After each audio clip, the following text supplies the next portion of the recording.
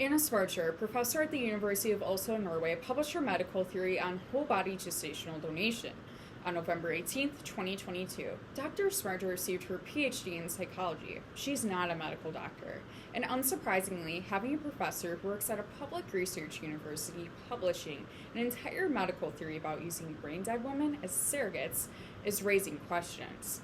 In fact, Nicole Felice, professor of philosophy at Trent University, addresses Smarcher's medical theory in an open letter published by Impact Ethics on February 12, 2023, to which the feminist critique is simple.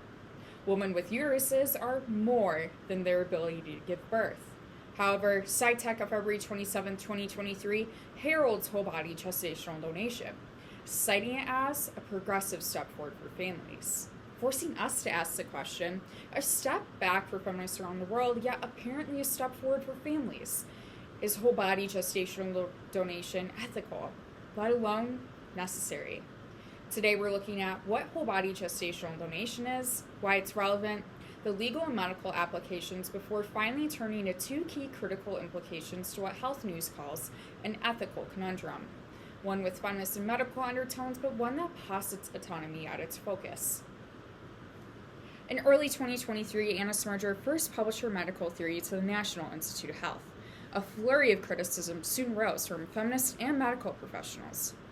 One such criticism asked especially interesting questions. How would this garner political support, possibly for the pro-life movement? Smarcher's theory must be discussed. First, what it is, and second, how it works. First, what it is. Smarcher describes whole-body gestation as a process where a woman can consensually donate her body for gestating if she becomes brain dead.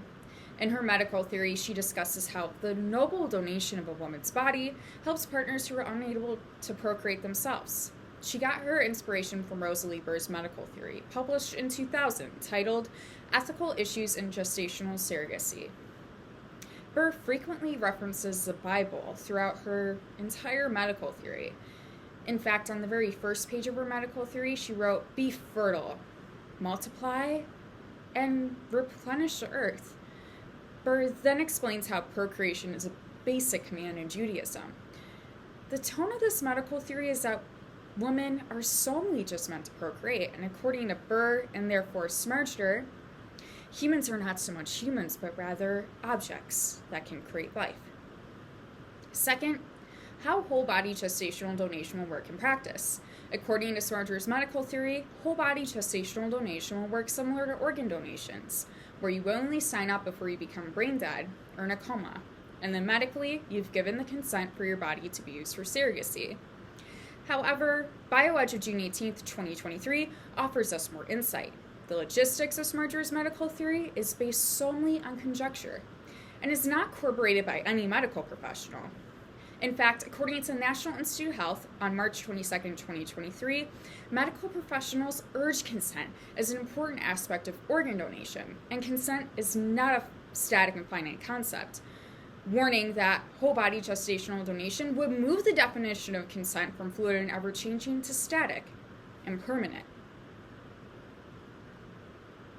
A Texas woman who became brain dead on the 14th week of her pregnancy, Marley, specifically had a DNR. Doctors at John Peter Smith Hospital refused to pull the plug. Her husband, Mr. Bunzo, tried suing the hospital that prolonged her life, only for Texas courts, according to the stipulation of facts on January 14, 2014, to cite, the sole donation of surrogacy is not a sufficient enough reason to deny life-prolonging treatment. Now that we understand the origins of this theory, let's look at how this would be applied to aspects of our society concerning medicine and legality. First, using brain-dead people as surrogates creates a deficiency for hospitals and surrogate parents. In the country of Norway, where Anna Smarcher first published her medical theory on whole-body gestational donation, being admitted to a hospital is free. However, life-prolonging measures such as life support come with extra charges. Christina Johnson tells NPR it costs 4,000 euros of $4,280 in the United States to be hooked up to life support. In a 2023 interview, Smarcher was asked who would be responsible for this fine: the family, the government, or the hospital? She empathetically responded, "Whether you opt in, consensually or passively, you are responsible for the fine." If Smarter's medical theory were to be implemented today, according to her own words, the patient would be responsible, and therefore their family, for a decision they may have not even consented to. Second, there's a difference between medical death and legal death. The National Institute of Health weighs in and describes that when a human is brain dead, they no longer have cognitive thoughts, meaning they're legally dead. However, a human is deemed medically dead when their heart stops beating. Therefore, if a woman hypothetically donated her body for gestating, she cannot legally give consent to what's happening to her. Smarter's medical theory hinges on the idea of consent being given before the surrogates become brain dead. But legally, and more importantly, ethically, it is impossible to give consent to something after you've become brain dead. Meaning, if Smarter's medical theory were to be implemented today, medically, a woman could consensually donate her body for gestating. But legally, it would be deemed as assault.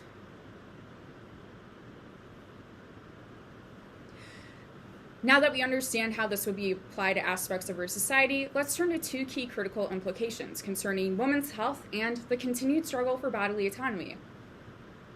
First, misplaced value. According to the National Institute of Health on March of 2023, women's health is only deemed important when it comes to pregnancy and postpartum.